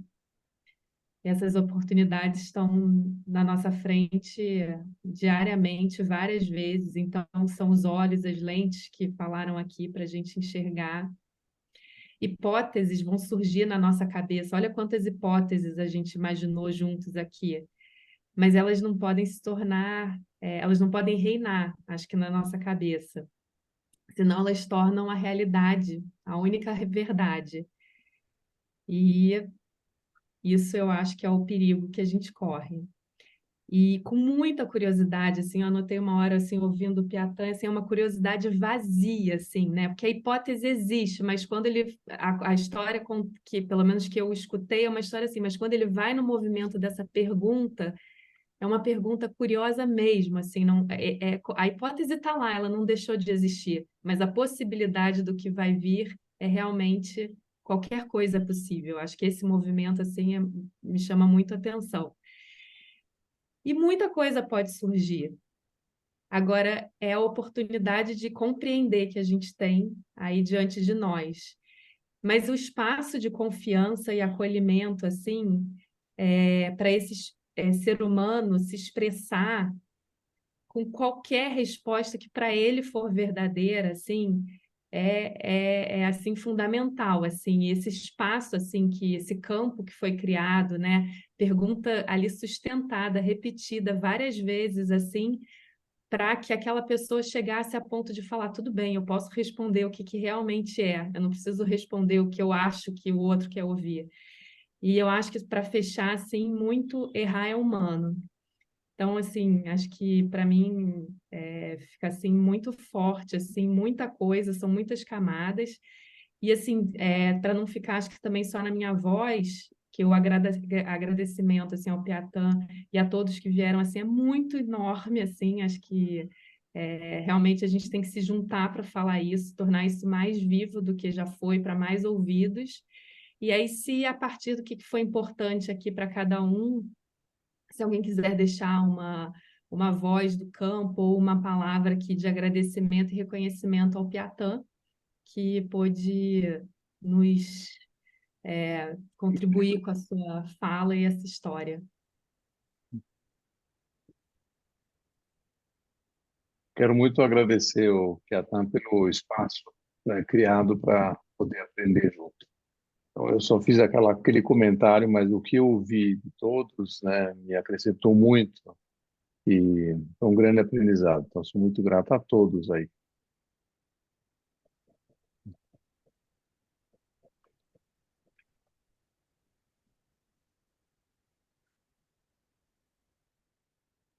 Quero agradecer muito a oportunidade. Obrigada, Piatã, mas especialmente obrigada, Ju.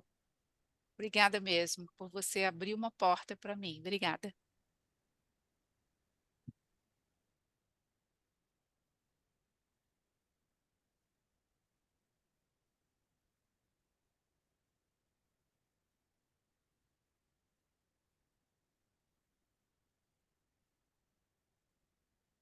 Etel, tá travado o seu microfone. Etel. Eu fui uma das pessoas que abaixei a mão, mas fiquei pensando nesse contexto todo da gente estar discutindo. Fiquei desde o início, falei, nossa, a gente vai discutir o que aconteceu entre a escola Humboldt e o Museu Judaico. Nesse contexto, gente, isso é mais do que sincronia, né? E aí, quando a gente chegou aí no final, e quando você começou no início, eu vou tomar liberdade para falar, que você disse que o Museu Judaico ia começar a pensar nessas atividades a partir do ano que vem, eu pensei nos meus botões, gente, o pau está comendo, as pessoas estão precisando falar, né? E eu estou falando isso a partir de mim. Eu sou a irmã da Jaqueline, que falou da irmã, somos crias da comunidade judaica, e assim, as pessoas estão precisando conversar. Eu venho procurando vários grupos, e às vezes entro nos meus grupos e faço catarses e depois peço desculpa. E as pessoas me agradecem um pouco. Ah, você está falando alguma coisa. Mas, enfim, eu acho que a gente está vivendo um momento assim, muito especial. E quando se falou assim, aí, enfim, fiquei quieta, porque eu acho que isso. Mas quando chegou no final, que você falou assim, do quanto. Eu acho que está sendo todo mundo cobrado a se posicionar, imagino que o museu está sendo muito cobrado também, mas que um espaço potente são espaços de diálogo, né? Rodas de conversa nesse momento. Eu moro no Rio, nem só se fosse online, poderia até. Mas, assim, espaços onde as pessoas possam dialogar, possam ter um diálogo mediado a partir das suas vivências, a partir das suas, sei lá, das coisas que estão precisando redescobrir, redefinir. Eu, a partir desse conflito todo, estou redefinindo a minha judeidade. Imagina, aos 70 anos. Então, eu acho que, sei lá, já que é para falar contigo, eu falei, não vou me meter, porque eu imagino que isso já tenha sido discutido várias vezes. Mas eu acho que o momento urge. Eu acho que a gente está vivendo um momento assim dramático, não só do ponto de vista.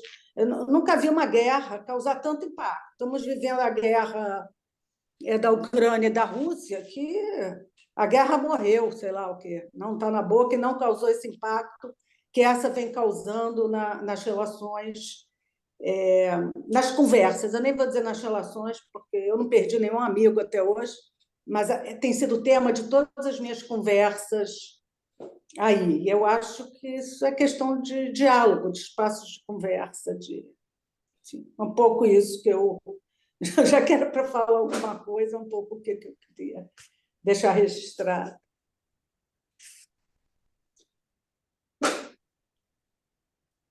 Obrigado, Etel. Acho que essa conversa continua, né? Enfim, eu estou disponível também para a gente continuar conversando. Acho que para quem quiser, enfim, não sei como é que a gente faz, mas eu estou disponível também para a gente seguir. A judeidade, né? Assim, uma outra coisa que você falou aí, né? Mas é um tema que está aí. É a judeidade, é o mundo, né? Que mundo que a gente está vivendo, né? Enfim, outro dia uma amiga perguntou assim, gente, eu não consigo entender a guerra, nem eu. Né? Cheguei à conclusão que a guerra é feita por homens, por maquínicos, né? Os homens, a humanidade, o do homem, ele é manipulado por alguma coisa que está aqui em cima, né? Acho que a gente tem que um pouco pensar um pouco essas coisas.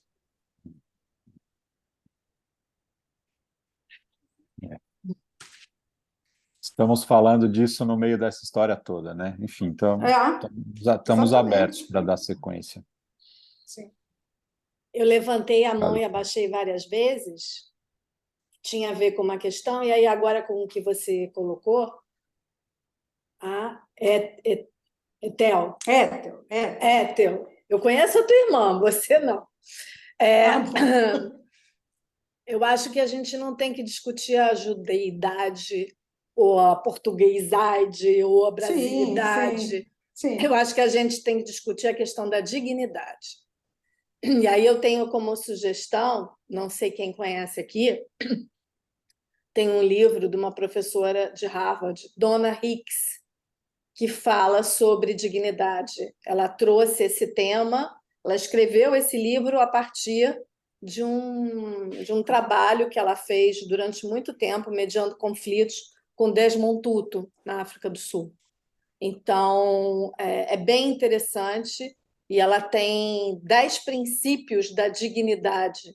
E aí ela comenta, são 10 coisas básicas, que se na hora que eu estou me relacionando com alguém, eu não presto atenção em um desses, eu estou tirando a dignidade do outro. E ela também fala de questões que a gente mesmo tira a nossa dignidade. Então, eu acho que talvez, em vez da gente discutir judeidade, poderia discutir essa questão da dignidade humana. Acho que a gente pode passar, hein, Ju, para quem se inscreveu aqui, o link do... existe o livro em português, esse primeiro da Donna Hicks, o segundo não, mas o primeiro existe. Exatamente, Carla. Exatamente. Eu a conheci pessoalmente e, assim, em 2018, e a partir dali eu tomo o maior cuidado, porque qualquer conversa, se eu tiro a dignidade do outro ou deixo que tirem a minha, acabou o diálogo. Então, acho que pode ser um caminho. E a gente pode fazer uma outra conversa até com ela, que ela toparia. Ia ser ótimo. Eu concordo contigo, só retificando, a questão da judeidade é minha, hein? Não tem nada a ver com o mundo, é uma questão particular, e eu concordo plenamente contigo que é mais amplo, né? Temos que pensar o mundo aí, as relações. Acho que eu só quis dizer que esse processo de aprendizagem nos transforma, né? E transforma a nossa identidade, as nossas identidades, né? Sim. Mas, é isso mesmo.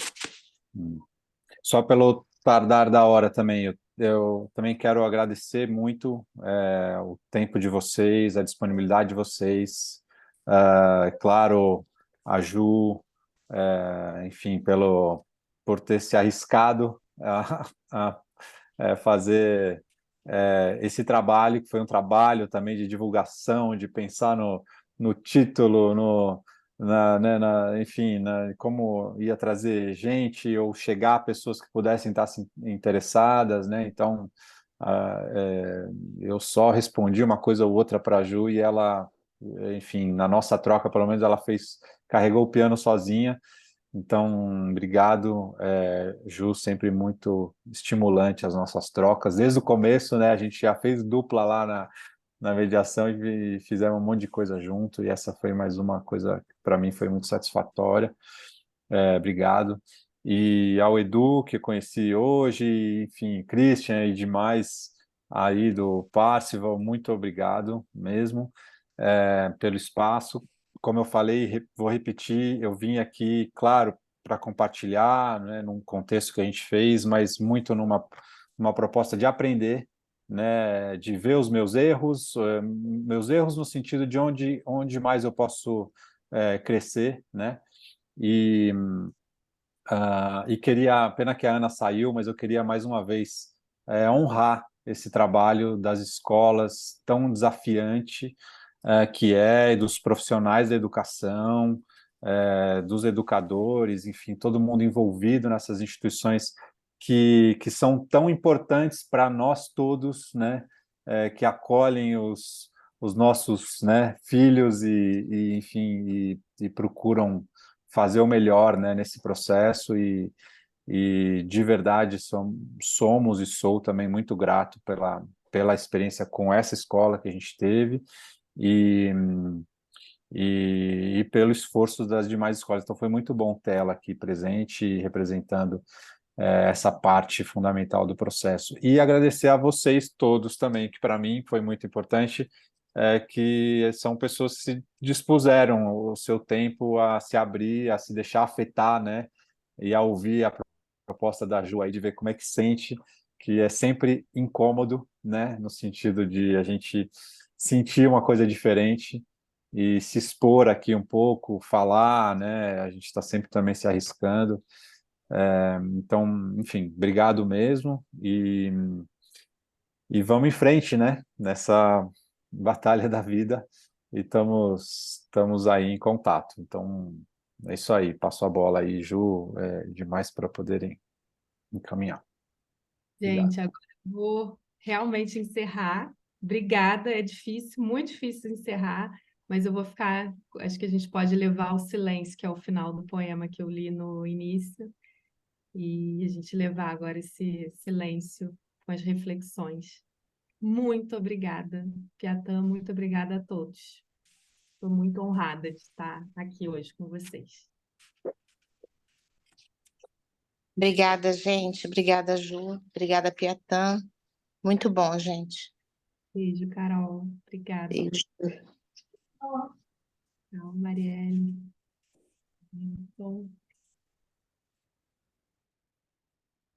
Jaqueline. Tchau, obrigada. Tchau, Tchau. Piatã. Tchau, Juju. Obrigada, Cris. No mudo, Cris.